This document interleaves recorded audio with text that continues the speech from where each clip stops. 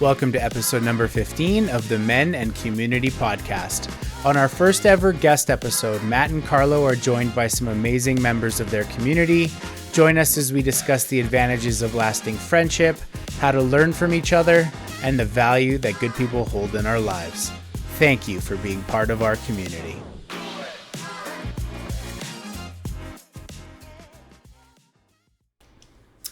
Welcome to a very special episode of the Men and Community Podcast. For those of you that are listening to us, it is special because we are surrounded by some of the best people in the world on the first episode where we actually have guests. And I think this is really important for me and Matt because this is the Men and Community Podcast, and these guys are some of the best parts of our community. So we're super thrilled to have them. Yeah, we're going to get right into it. We're going to talk about a lot of different things. We've got some of the boys being pretty apprehensive. It is currently July in Calgary, so the Calgary Stampede is in full swing, which we attended last night. Yeehaw! Yeehaw indeed, yeah. So some of us are doing better than others, but we're going to go right into the podcast. Do we want to introduce everybody now, or are we going to introduce them with the cards? You know, we're going to introduce everybody with a card. So if you've listened to one of our episodes before, you know that we like to try to get the creative brain juices flowing by asking some really fun and sometimes ridiculous questions. So we're going to do a lightning round. So instead of having everybody answer the same question, we're just going to do it lightning style. I'm going to send a question to each one of you here, and you can, off the top of your head, let us know what the answers to these questions would be for you. So we're going to start. Let's start with the West Coast because I think they're the most important anyways. They're the most premium. The most premium. Well, I was going to say that's Ontario, but that's all right. So starting off at the far end, we've got Erich. And so Erich, I want you to tell us what is something about your childhood that a lot of people wouldn't guess. What's something about your childhood that most people wouldn't guess? Oh. That's a tricky one, Matt. I don't know. I feel like, I guess for everyone here in the room, I've bounced around a lot, I guess, like growing up. So, like, grew up in Winnipeg, and then moved to Calgary, and now obviously in Vancouver. But a funny thing about that is I like to kind of frame where I'm from depending on who I meet. What's convenient at the time? I don't know. It helps draw like similarities and like best foot forward. Yeah, and it helps break the ice, I feel. So, you know, if there's something going on and someone's from Winnipeg, all of a sudden I'm like Winnipegian or Winterpegian, or if someone's from Calgary, I'm like, oh yeah, I'm actually from Calgary. And then now it's obviously shifted to I'm in Vancouver now, and if I have something in common with someone from the West Coast, I'm like, I'm your guy. And it's always been like really funny kind of watching you specifically, Matt, but I know Kai and Carlo as well, like just give the biggest eye rolls whenever I'm trying to be like, hey, this is where I'm from. So can we back up for a second? Is it actually called Winnipegian? I just honestly made that up on the spot. Okay. So he's not real good Winnipeg native. Doesn't even know what they're called. Yeah. I think Winterpegian is probably Winterpegian. That's the technical term. Probably I would the have most just called them technical like term. pegs. And sounds derogatory. This is gonna be a great. Any take that one any further, we have to up that rating that doesn't exist. All right, we're gonna go to the other end now. We'll bounce back and forth between West Coast and middle of the country. Sean, I want you to tell us if you were in jail and you could request one specific person to break you out of jail, who would it be? It's gotta be Kyle. Kyle probably has a plan already formulated to get me out of prison. Definitely. Kyle probably broken himself out of prison. Kyle almost had to break himself Show out up of one day, prison I'm the in San warden all of a Jose. sudden. So, Kyle, final answer. Excellent. Okay. All right. Very good. That was quick. That was crisp. Well done. Hey, Kai. Good friend Kai. Sir. What is the most likely reason that you would lose your job? The most likely reason that I would lose my job. Like, I've got an answer for you, but I just kind of assume. But I'll let you... Okay, that depends. Are you asking in terms of what I'm doing specifically now, or just in general? I think it's more of a general comment about you. Like, what is a tendency that you have, or something about yourself that is like something that could conceivably end up with you getting fired? Okay. I could see where you were going with that, and that's what I was thinking anyways. For me, would probably be doing something to help a patient that probably would be taken too far. And because there's always things that come up, and we don't always agree with it, and the way it's framed and the way it comes across from whether it's management or from other staff members. But I would say probably for me it would be doing something to help a patient, and then having that either be taken the wrong way or not fully aligning with exactly what we're supposed to do, but it's for the best. It's for the betterment of the patient and their experience. And I think that's probably what would get me fired. I love that. That was a really beautiful answer. And I thought I had you in a corner. I thought I was going to get you to admit that you are late all the time. Nah. I thought I had you in a corner, and it didn't happen. Absolutely not. All right. I mean, as we all know, we all just tell Kai to show up 30 minutes ahead of That's true. when we actually want him there. And sometimes. And then he's on time, so. So, Kyle, Yes. what would you ask Hugh Hefner if he came over for dinner? What a great Kyle question. Great Kyle. For the right guy, too. That's taken out of context a little bit. Can you put it in context for us?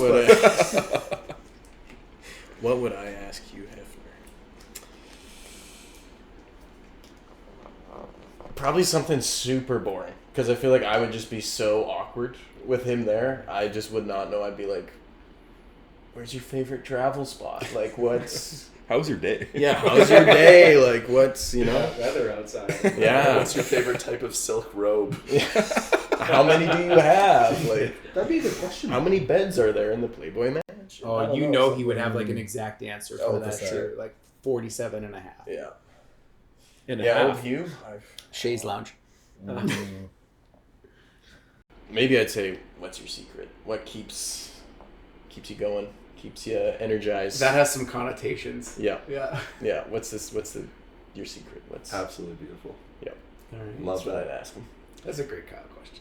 Wonderful. Well, let's take it away. As Carlo was mentioning, we're really excited to now start introducing more guests into the work, and starting to have you, as our listeners, have the opportunity to listen to someone other than the two of us.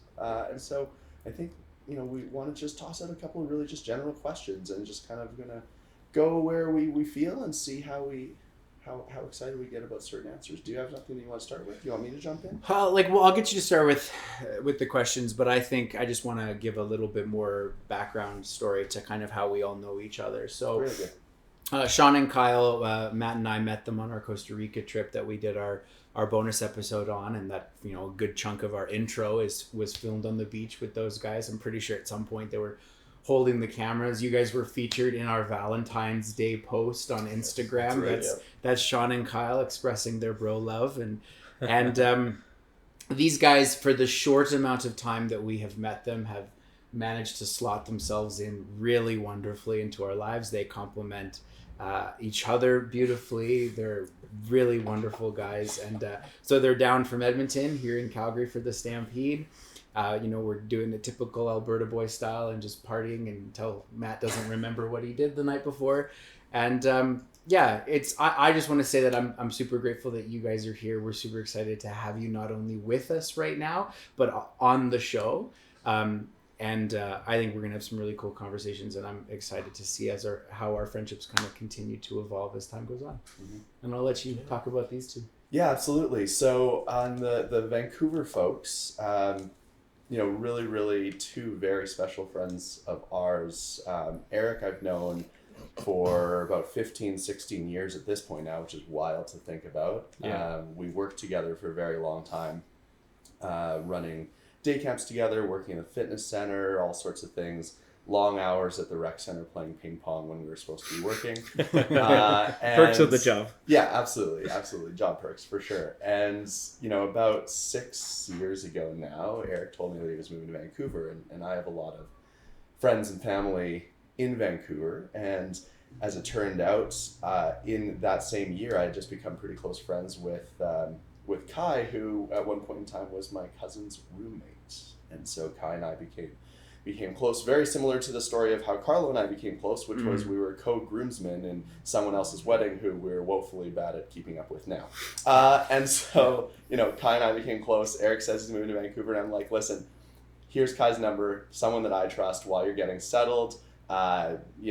Call him, don't call him, but at least you've got someone there in case something happens. And just so it turned out that it's all worked into this magical set of friends. Mm-hmm. Come on, man.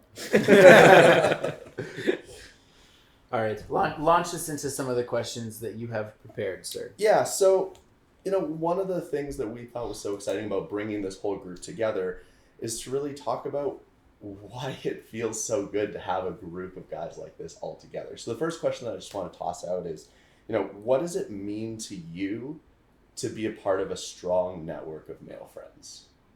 What does that mean for you? Why is that important to you? And how does it affect your life? And I don't think we're going to do this in order, guys. Just whoever has an answer, blurt it out, and we'll go. Support. Okay. Tell us more. Whether it's you just need someone to help you move a couch or talk to about emotional going-ons in your life, and just yeah. As guys too, we all kind of go through the same chapters in life, just maybe at different stages.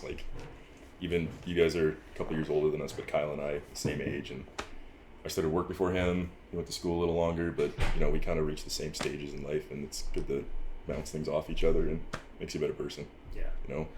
Well, and one of the things that I think is unique to men is that as we go through struggles in our lives, we don't really ever seem to ask for help, right? It's one thing to ask somebody to help you, move a couch, but it's very rare for one man to go to another and say, hey, guide me through the process of, starting a business, or guide me through the process of starting a new job, or doing this or doing that.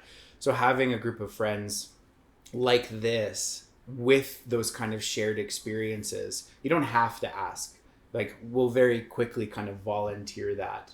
And having a good group means that you're just going to be exposed to more varied and better input and better guidance in some of those areas, I think. And it's kind of cool that you say the whole younger aspect.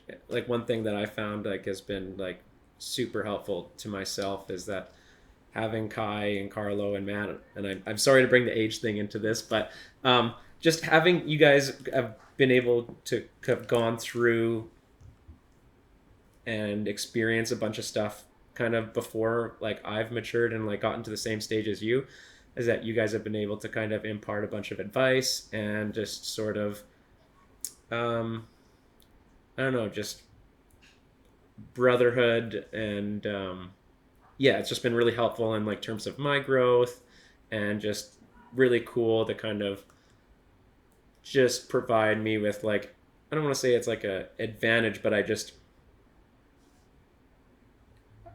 sort of it really just helped me shape who I am and grow. So I had this really great flashback just now as you were saying that to taking you to the bar on your 18th birthday, and that's all I could think of as you were sharing that beautiful sentiment is you just bopping your head around, just looking around, just so excited and happy about everything. Just not, it's that naivety in the moment type thing, and I'm just I don't know if I would have ever put myself in that situation if I didn't have someone who I was out there to experience this with, and just that helped install a lot of confidence in me going forward, and that that just means the world type thing. And I don't think that first time you go out at 18 and it's you're trying to get used to seeing all these girls and have a good time, and just having you there as a male figure is just super helpful to me. So, and I think for me,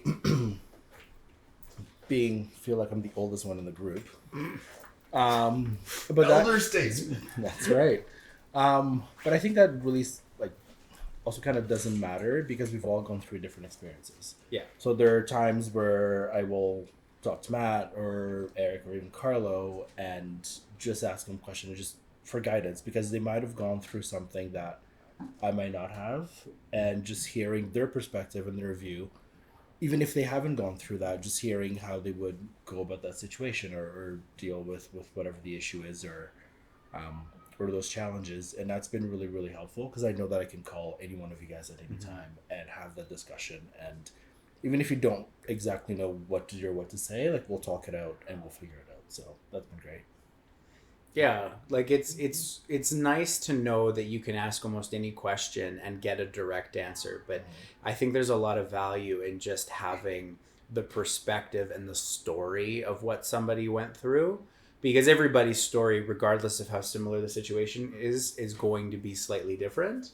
So just having that perspective of how it made you feel and how you went through it and the challenges you had to go through just almost like gives you a little bit more ammo so that you're prepared to go through that similar thing if it were to happen to you. Well, and to have somebody there at any given time, not necessarily to solve something for you, but to be able to say, that's really hard what you're going through. What do you need? And it's not an assumption that there needs to be a solution or that, everyone will have the right answer. It's just having somebody there to be able to actually vocalize it and talk to and know that they've got your back, whatever that situation is. Yeah. And again, that's something as men that a lot of men don't have that in their lives. They don't have the ability to vocalize, something that they're going through and feel that they're listened to. If I were to say that during one of the hardest parts of my life, it was that I didn't feel like I had anybody to talk to. And that wasn't true. I could have called Matt up at any time and I had plenty of other people I could have talked to. But sometimes when you're going through something really hard, if you don't have a really good core group of people to talk to, you don't feel like you should actually share your struggles because you feel like it falls on deaf ears. Right? Do you guys maybe agree with me? For sure. Right?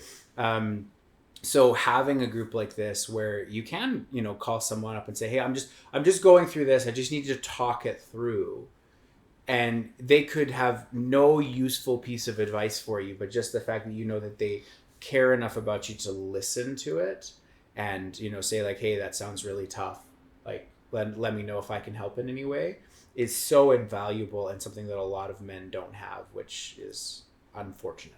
And I think you segued us really nicely into kind of the next piece that I wanted to tag into this. So we kind of talked about what it's like to have a group of people that you can access for that support, whether it's something as simple as moving a couch or something as complicated as like, I'm really struggling, I need help. But how does that dynamic change when it's somebody that you've had in your life for a long time? Like, what is that additional value that you get from having these long-term friendships? I guess for me, I'm starting to come to a place where, some of my friendships are like nearing adulthood, right? Like 16 years with Erich. I've known you about that long too, even though we haven't been as close for that entire time. Yeah. And so it's really, really interesting to think that I'm coming to a place in my life where I've had these friends for almost 2 decades. And it's becoming more and more evident to me how much I appreciate that. So what has that experience been like for all of you to have those long-term relationships, friendships with guys, and how has that kind of additionally supported what we've been talking about? Yeah, like it's to add a layer to it. Like if you were to compare, like let's say your guys' relationship to maybe a friend you've had for a year or two, how is it different? What can you talk about with one person and not the other, kind of thing? We've known each other for 20 years, 20 years, yeah. So I guess that in that time you get to know someone for that long. Stuff kind of becomes second nature. Pick up on things that maybe you wouldn't pick up on someone who you've only known for a year. Little cues, he doesn't quite seem himself today, like something's up, or just not like you know, just a deeper friendship, deeper bond where you can almost read their mind. Like Yeah, you don't. it's the unspoken part of it. Yeah, you don't have to say exactly how you're feeling. They can just pick up on. Mm-hmm. This is how he's doing today. Something's happening, a little off or whatever it may be. So I don't know if you got anything to. No, I really like that. Yeah. And it's funny you say that because Matt and I had a moment last night where he started to say something to Kim, and I was like, no, that's not it. And we didn't have to speak, and he didn't have to finish the sentence. I knew exactly where he was going with it, and I think that's sort of the way our friendship is too, as well. Like sometimes I just know, and same thing, vice versa. You guys just know what's happening, what's going on. Like you said, like don't really have to say anything. You just you get to that point. So yeah. And things just seem more like effortless. Like if there's anything going on, I just pick up the phone and call you. I don't feel like you kind of have to go. You don't necessarily need to always go through like the small talk sort of familiarities when you're seeing someone. It's such like you can just dive right into whatever you want to talk about, and you guys are all ears and ready to help out. Pick up the conversation where you left off, even if you haven't talked to them for months. Well, and Matt and I say that all the time when we're sitting down and we haven't had a chance to record in a month or even see each other in a month. It feels instantaneously like it was yesterday, right? How would you answer your own question?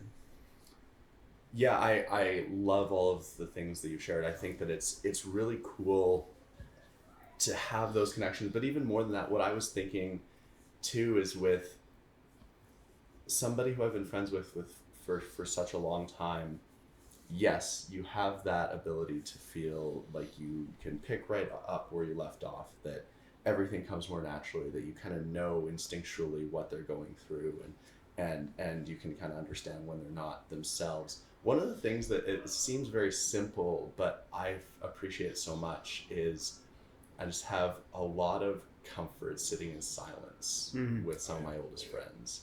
And I think sometimes in social settings, we feel such an obligation to talk or speak or socialize. And sometimes there's just so much value in just, for me, in just being able to sit, know that you're in the presence of somebody that like you're feeling supported, you're feeling good, but you don't necessarily have to be actively talking or speaking. You can just be sitting next to them, feel that security, knowing that they're there for you. And you don't have to necessarily be doing anything. You can just be there having that quality time, and it doesn't have to be active the whole time. Yeah, there's power in the shared experience. Like this group, we've all had the opportunity, to travel together in some form, right?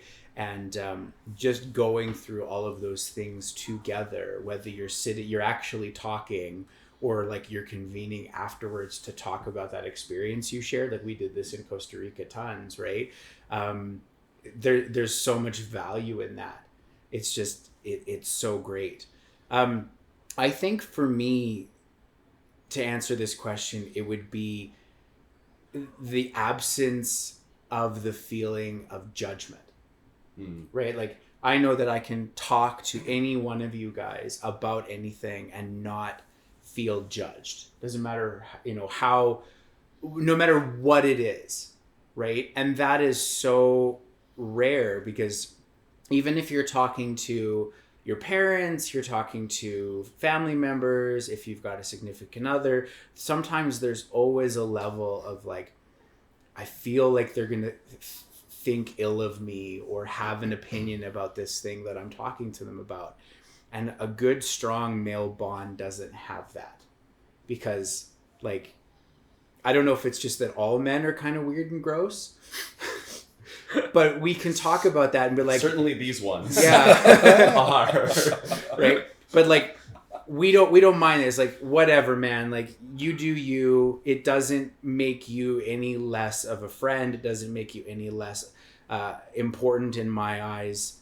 Share your struggle, share your thing. We'll laugh about it. We'll have a beer, and then we'll forget about ever talking about it. And I think that opens up the opportunity to have so many genuine conversations that is really only available through really good male friendships. Matt, you kind of got us on this topic by talking about like the length of time you had a relation or a friendship with somebody, and you brought up shared experiences, and I think that's kind of what it comes down to. Like, I've known you guys for less than a year. Because of geography, we don't see each other that often, but like, it's Costa Rica together, great weekends in Calgary together. Like, I feel like I can talk to you guys about anything because we had shared experiences. It's not so much about, like, the length of your friendship matters for sure, but I think it really boils down to the experiences we had together. Well, That's a really good point. Yeah, it's the value of the time you spent together. absolutely. Like, think about how many like older guys in older generations where they have, you know, you'll hear about it all the time. Yeah, he's my buddy. Well, how often do you guys see each other? Oh, like, well, we work together, and then after work we get together and have a beer, and then, you know, like on the weekends we get together and we go fishing. Cool. Like, so does that mean you have a really great friendship? Is he your best friend? No, I don't have a best friend. You spend every literal moment together, and you don't have a best friend. Well, I would argue to say that if they were to go travel the world together, that would change very, very quickly. Because, like Sean is saying, there's that shared experience, that opportunity of growth together is what kind of solidifies those bonds. It's not just everyday life together, although that does have its own merit in some ways. This is a really interesting aha moment that I'm having right now too because of this, and thank you, Sean.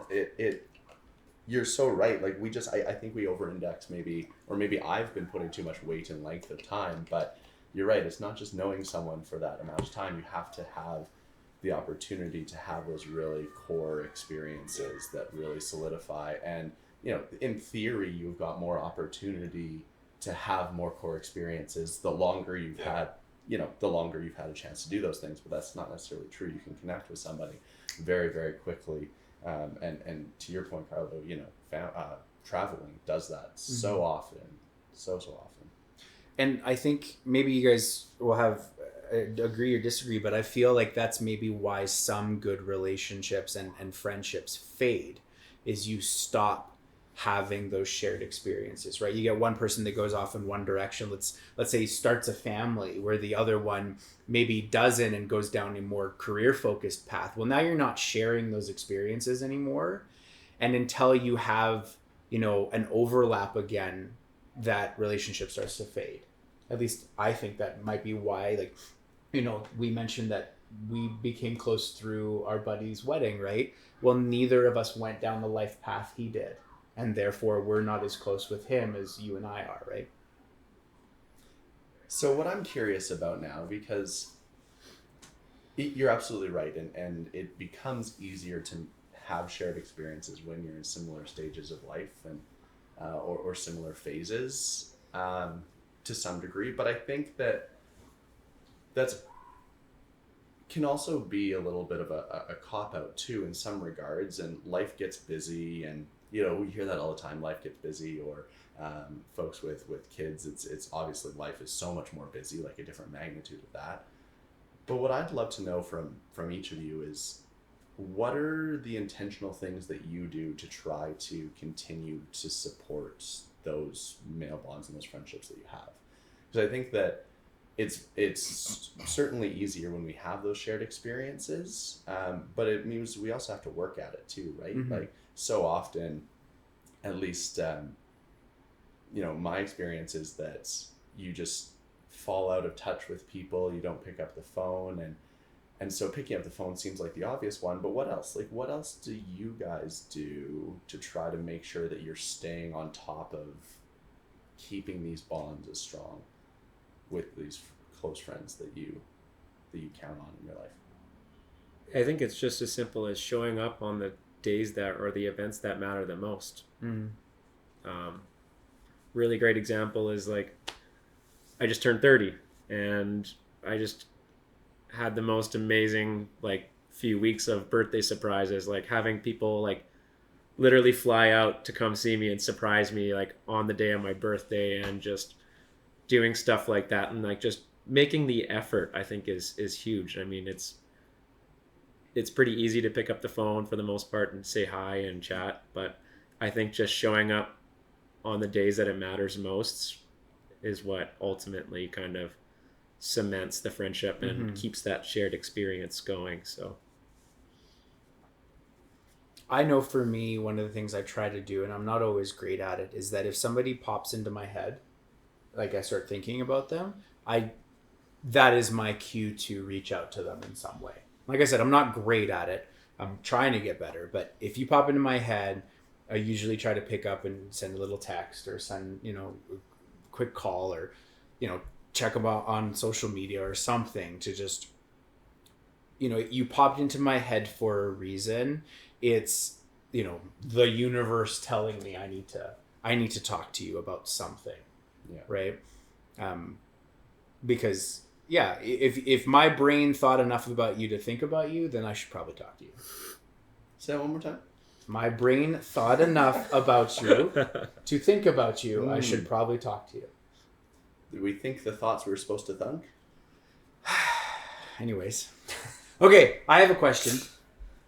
So I saw this post on Reddit the other day and I thought it was very intriguing. It was a woman asking Reddit, how do guys know whether another guy is a good guy?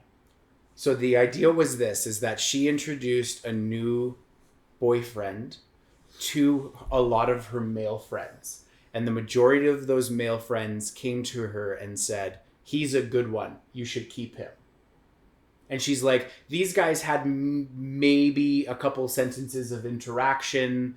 How could they know? Like, I didn't see him do anything that would show me that he was a good guy.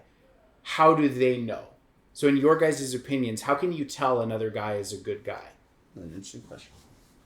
I don't know if I have anything good to offer here, because on my first day at college, I just made friends with a guy I was wearing the same colored shirt with. So like that's my So he's got the same fashion sense. Yeah, I don't Did you know. say college or grade 1? What? Probably both. That's a good question. Yeah. Maybe there's kind of some sort of biological underpinnings to it, like,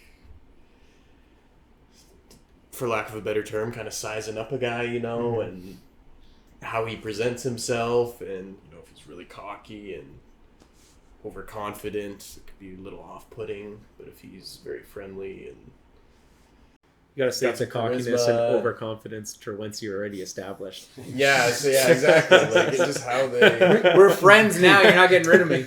that. I'm gonna come back to that. initial meeting. Like, you want to make a good first impression, and Yeah. definitely. So what does a good first impression look like? To me, if someone's approachable, or they take the initiative and come up to me and introduce themselves, and are friendly and are interested in talking to me, asking me questions about myself, and kind of get that initial conversation going back and forth and learning about them. And I guess to me, I would probably say to a female friend, like, oh, I don't think he's a good guy. If she brought him over and he was very standoffish, tough talking to him, he didn't want to interact with anybody, he's making kind of offhanded comments, like... We've done that before with some of our friends. Yeah, and I mean, Like, I feel that's like... pretty much the criteria, like standoffish, doesn't want to talk to any, like doesn't not interested in being here, like what are you doing with this guy? You know? Just kind of get that sense of someone, for lack of a better term. If you're the new guy in the room, I think and you're with an established group, like you're the one that really has to be putting in that effort to kind of make that connection and bond with everyone in the room. And I think who's already established is more willing and to open up and kind of hear what you want to talk about. But you got to kind of find that shared angle. And, at the end of the day, you don't necessarily need to be best friends at the end of the day, but it's just you're looking for enough where you're like, I like that guy and I would be more than happy to go share a drink with him or go out and do an activity with this group again. So I think it's very much watching how that person treats other people, right?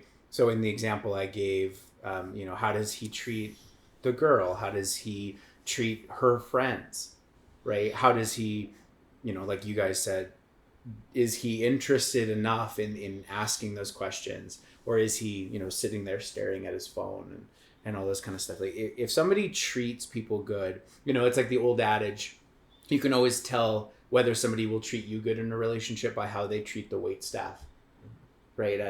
When you're out for dinner or something like that.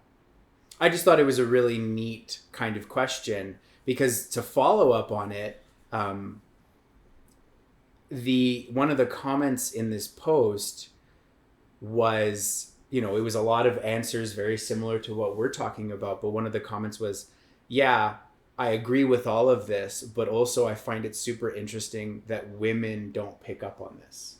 A lot of women don't pick up on how to tell if this is a good guy or not. They need to date him to figure it out. Right? So, Kyle, you said a little bit along the lines of like a biological almost sense to it. Like I could hunt with this guy kind of thing, right? And it's so interesting because it seems how we as men form friendships is so different from how women form friendships, right? Like we can have really, really quick, strong bonds like right away.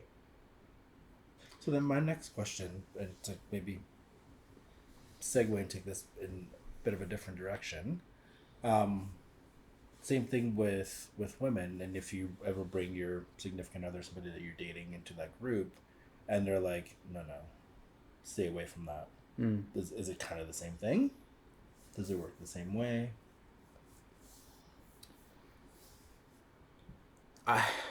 Again, the frame of reference we have is only purely from the male lens, right? I think that each gender has kind of different abilities and different scopes in what they see, which kind of makes sense because there's different things that are important to us, right?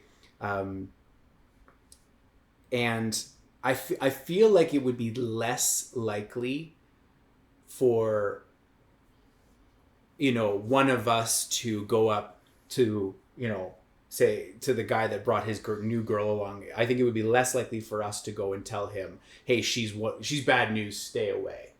Right? We kind of have a little bit more faith in each other to kind of, well, like there's some things I don't like, but I think he'll kind of figure it out. He'll realize that pretty quickly. Where it seems almost instantaneous in my experience that women will be like, no, he's bad news, kick him to the curb. Right? I feel like we have a little bit more faith in each other in that regard. Yeah, but what if you do have a friend who is with someone and it's just not good, and he's not picking up on it, and even despite, like, I think kind of where I'm going with this, despite some circumstances and stuff that happens, he's still with that person. And then just as a friend, how do you guys go about trying to bring up that topic and tell them, kind of sidelining the initial conversation here? But and at what point do you say something then? Because it's one thing to say that we're going to put our trust in our friends to make the best choices, but surely if we're seeing things, it would make a difference for your friend to know that up front, to have that at least in their mind so they're aware of it, because obviously nobody's perfect. But surely you'd want to know about that sooner, so you have the opportunity to at least, adjust or take off those rose-colored glasses. And to clarify what I was saying earlier, like I feel it's less likely for us to go up to our guy friend and say that on the night of meeting the new girl, where I feel like that's something that's more common that a girl would do, right? And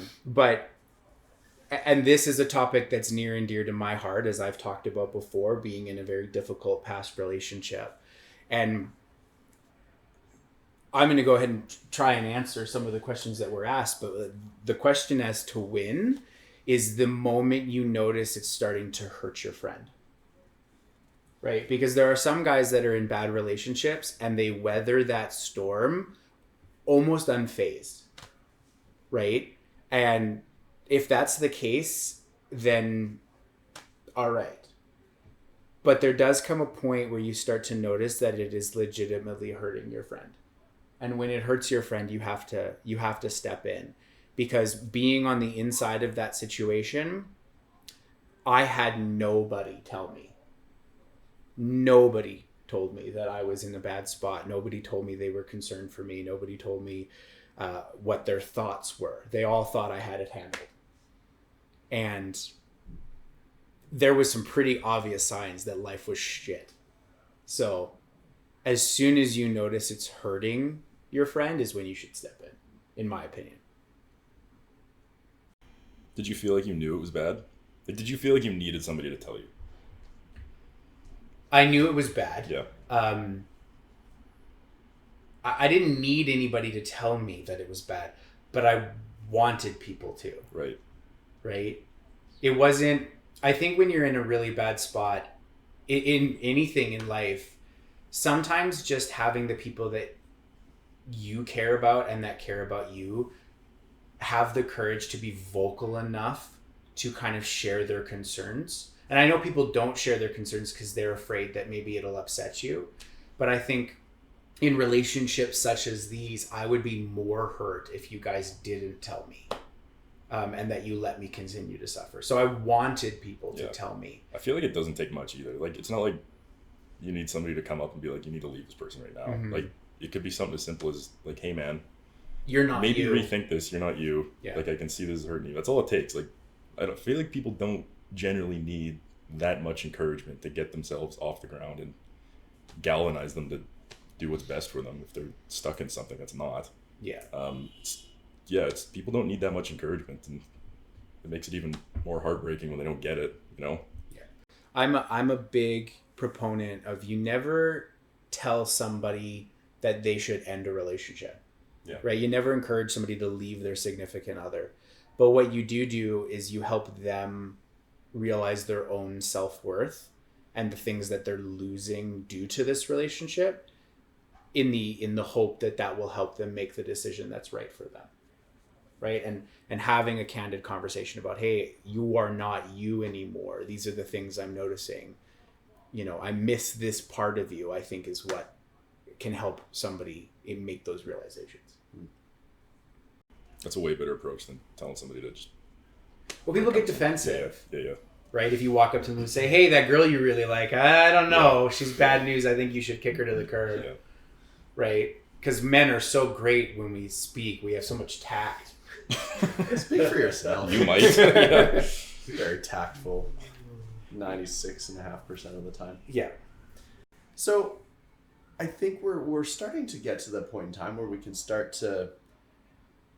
We've unraveled the yarn and seen all the beautiful colors of the threads, and now let's try to like wind the ball of yarn back together, or maybe start to knit the thing to... Where are you going with this? Okay. I'm usually great at metaphors.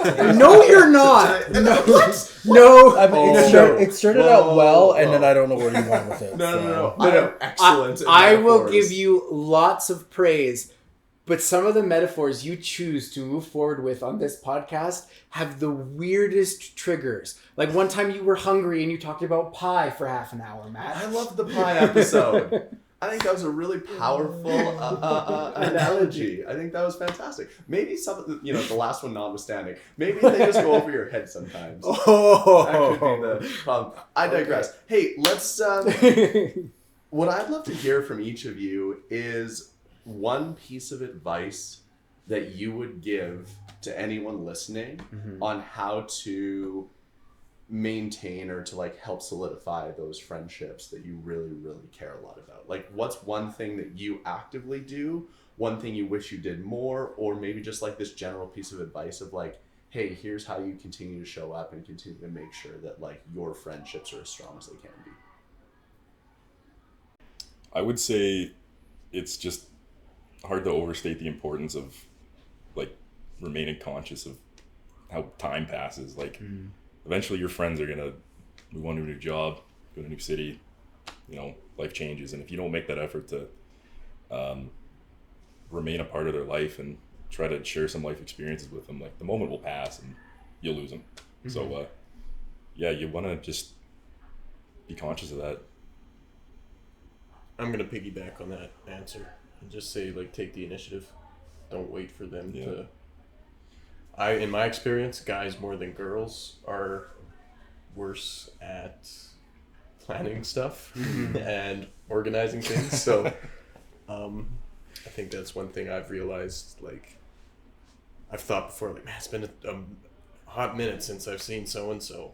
Like, I wonder kind of what he's up to. And then in hindsight, it's like, just reach out and plan something, organize it, just take the initiative on meeting up and creating those moments where you can bond as a friend. So I think continuing to refresh and bring together everyone in what bonded you in the first place, and continuing to do that is the most important. Whether it's going on trips, whether it's playing sports together, whether it's just sharing memories, I think just continuing to put that effort in and remember what brought you together in the first place is what's going to keep that relationship going and strong.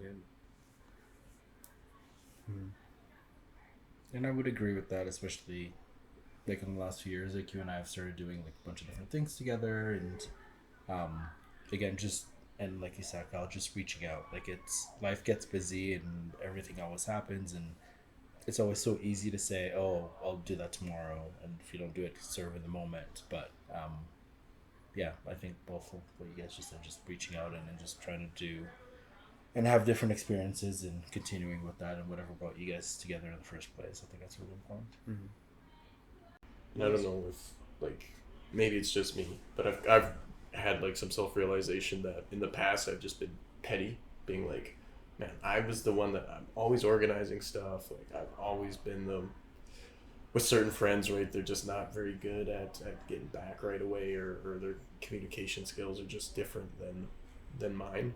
And I would just get to a point where I'd be like, when he's ready to reach out, he'll reach out. And then start losing that friendship a little bit. It starts to erode away a bit because you're not seeing each other as much. So for me anyways, that was just kind of realizing, like, everyone's different social skills, different ways of communicating. Like, I can't be getting mad for really no reason just because I'm always the one that has to take the initiative on this, whatever activity we're going to be doing, or, you know, just planning it out. Like, good friend is a good friend, and just taking that time to see them, plan it out, and not be, I don't know, do you guys feel that way?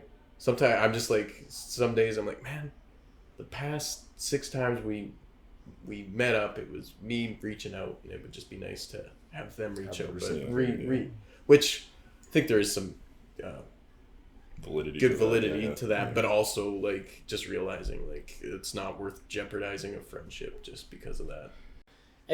And I think there's a broader topic underneath what you're talking about here, and we've talked about it on the show before, where, you know, the best friendships are ones that have kind of a two-way street of value, right? So if you're the one always kind of creating these plans, but when you get together, it's, you know, a lot of great back and forth, and you support each other, and you have a really genuine, great friendship, then I think that's something that's really, you know, you should pursue that. If that person's just bad at planning things, but it's a great relationship, then take it upon yourself to continue that great relationship and make those bookings, even though you're the only one doing them.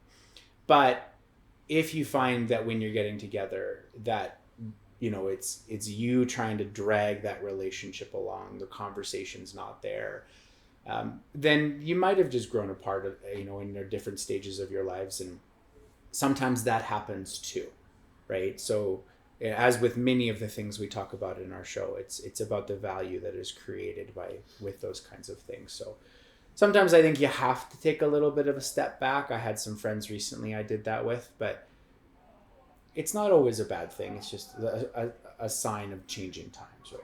There's room in your life for something better too, you know. Sometimes. Yeah, and I think that there's 2 pieces to that for me. The first one, and you talk about this all the time, this is one of your favorite things to speak on, right? We only have so much energy to be able to share. And so it's being mindful of how much of yourself you're putting into connections and friendships that aren't being reciprocated. And that's really important. But at the same time, too, it's also I think my piece of advice would be to recognize and know what you bring to certain friendships. And you might be the planner. That might be the thing you're convening. You're bringing people together to be able to foster those shared experiences. And if that's your thing, then that's something that you need to lean into as well, right? And so it's kind of this balancing act, I think, between understanding when you're giving too much energy to something that's not being reciprocated, but also understanding that if that's you and if that's the way that you show up and you show love to your connections, then like that's something that you should continue to do, even at the expense of it being frustrating at sometimes, because obviously not everyone does that. So that's something that, you know, is a niche that you fit and fill and are needed for. Do you want to answer your question before we move on to another one? I just did. That was my piece of advice. Okay. Thank you. Sorry. Anyways. The yarn's unraveling further. Yeah, fair enough. I began the show explaining that some of us are in better places than others, and that was my brain frying. All right? Hangovers are hard. Sometimes. Okay, so Sometimes I don't get them often. I feel we're doing pretty good considering the condition we were all in this morning. For sure, considering Carl was laying on the floor.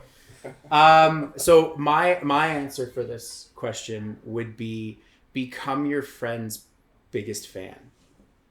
Right? Like, I see it very often where, you know, somebody will try and go and learn a new skill or improve themselves in some way. The people that should be encouraging you the most to do that are your friends, right? But then sometimes you see your friends be like, well, why are you trying to learn that, right?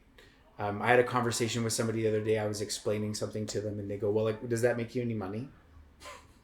I'm like, no. But I don't care, right? Like, your friends should be your biggest supporters. They should be the ones that are always encouraging you to grow. So that to me is, you know, a great example of how to foster a good relationship is that if you should know that if you come to me to tell me anything, I'm going to encourage you to continue doing that. I love it. Right. So we got be your friend's biggest cheerleaders. Be mindful of the moment. Don't let that time pass you by. Make sure that you're taking that time to instigate, reach out, connect, find those opportunities to get back to all of the shared experiences that really made you the friends that you are, and just make sure that you're continuing to look for opportunities to reach out and think that you thought about them thoughtfully, and make sure that we're able to connect that way. I think those are all really, really beautiful suggestions, piece of advice. So something that Carlo and I do, which I'm not quite sure how it'll go in a bigger group, but I'm keen to try it because I think it's a really core part of what we do at the end of our episodes. Is sharing a bit of gratitude and sharing something that we are thankful for or grateful for. Now, I'm going to suggest that we don't share one for everybody. I hate feeling like you have to give obligatory compliments. Not to say that they aren't well-meaning, but it feels different. It feels less authentic when you're like, well, I've got this list of things that I have to acknowledge people for. And so what I would suggest is that each of us maybe share one thing to one person that we're feeling in this moment, for whatever the case may be, and just take that opportunity, because as we've talked about lots, Carlo and I, men generally aren't good at acknowledging each other and not great at giving compliments all the time. And so it's a good opportunity, I think, to practice that. Can I suggest it? So what if we did it where you can provide a piece of gratitude to someone else in the group, or you can provide a piece of gratitude for the group as a whole? Does that work? Yeah, I love it. Okay, because I had mine in mind. Very good. Yeah. Take us away. Am I going first? Sure. What I am just truly grateful that I have you guys as individuals and as a group in my life. This is something that my life was so sorely missing for so long, and to have it show up in such a powerful and giant way in my life has been life-changing, to have each one of you here with me. And I can't imagine living a life without a group of guys like you ever again, because it is lonely. Thank you for sharing that. How do you follow that? Yeah, I know. God. Jeez, Just say that for you my should head. on last. You just unraveled that yarn. The Just right yarn's into everywhere. like a giant heart. Okay, so you guys will see that the card for this episode is just going to be an AI generated image of yarn unraveling. Probably.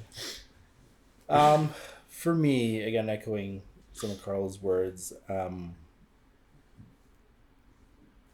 it's been 6 years now or so, and Carl and you and I met a little bit afterwards, and just met you guys not too long ago. But having people in your life that you know you can go to for anything really at any time, I think that's so important. And having this group and you guys and how close we've become, and some of those shared experiences that we've gone through has been really great. So just honestly, just a big thank you, because I know that no matter what's going on, even if we haven't talked for a while, which sometimes happens because we get busy, we can pick up right where we left off, and it's like no time has passed at all.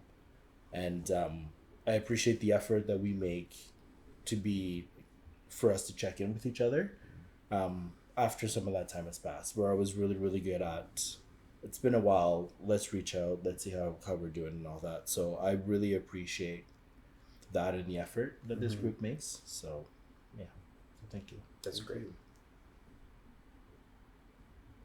I'm really grateful for how like friendly you guys have been. Like, my God, we just met you guys yesterday, but you're some of the nicest guys. Like, I'm really grateful for your friend group.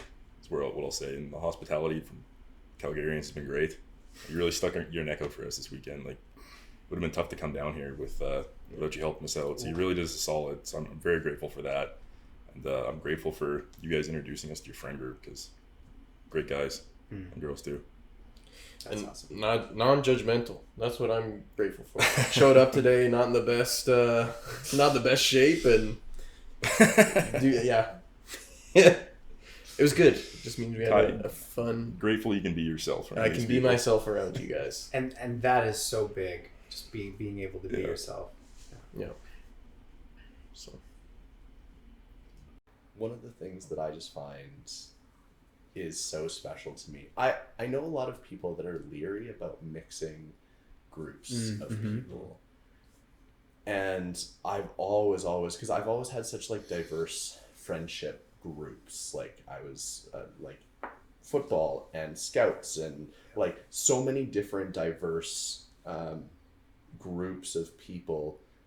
And there's always been this like general leeriness from others about, I don't want to mix my friend groups. But I've always felt that if you are confident enough in the people that you have in your life, then you should be confident in the fact that they'll gel naturally together.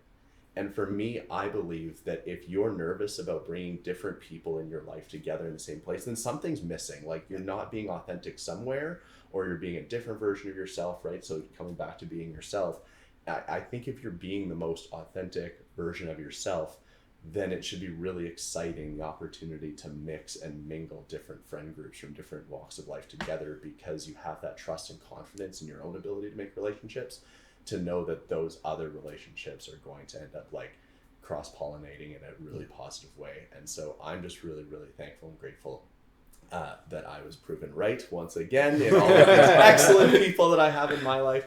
But seriously, like, it's my favorite thing to bring people that I care about from different places together and watch like the incredible things happen. And so it's already been a great weekend, and as soon as we turn off this recording, it's going to continue to be a great weekend. And thank you all for being here with us today. Yeah, I'm so happy we did this, and I'm very happy that you all agreed to do it. So this has been wonderful. Not really. No. I was gonna say that was mine. I was thankful for them letting us partake in this. Being the first people on as like your sort of quote unquote guests here is really cool, and it's been like awesome watching your guys' podcast grow. And as you know, I love watching you guys' pretty faces, and it gives me just that opportunity just to kind of keep up with everything and kind of hear your guys' perspective, because I feel like I'm still, even though I'm not in the room when you guys are doing your podcast, it still gives me that chance to feel like I'm close to you guys, even though I'm a province away. And I just really appreciate that. So thank you. Wow. Very, very cool. Very cool. Well, I think we're going to bring this very special episode to a close. We want to thank everybody that's not in the room for joining us today. We hope that you enjoyed the insights from other people other than me and Matt. You didn't have to hear our voices the whole time, which I'm sure is a nice change of pace. Erich, now you get to watch yourself. That's going to be so when cool. this episode comes Yeah. out. It's eerie. It's something. So yeah, thank you so much for joining us for this episode of the Men in Community podcast. Please go onto all the socials, Instagram, Facebook. We got a Facebook page now, TikTok. And speaking of yarn unraveling, we got a Threads account. We got a Threads account. You thought there wasn't a reason. That's a good one. Okay, we'll give them building into this for the last half hour. I understand where you're working into this now. right. It's all coming together. We've also got our community Discord. We have had a couple people come and check it out, but I've been slowly populating it a little bit more. So there's things like bloopers on there, anything we mentioned during the show as like a video clip or an article. So I might put that Reddit post on there as an example for this episode. It's just a great way to get more context about the things that we're talking about, as well as a way for you to communicate directly for us. If these guys are okay with it, we might throw their socials on there. If there's something that you wanted to talk about one of them with, maybe we'll talk about that after. Yeah, Amazing. Thank you so much. As always, this is the start of hopefully bringing more guests onto the platform to chat and share with us. So we're really pumped about this new change of pace and really looking forward to hearing what you all think. So thank you so much, as always, for being part of our community. All right, guys, everybody say bye. Bye. Bye.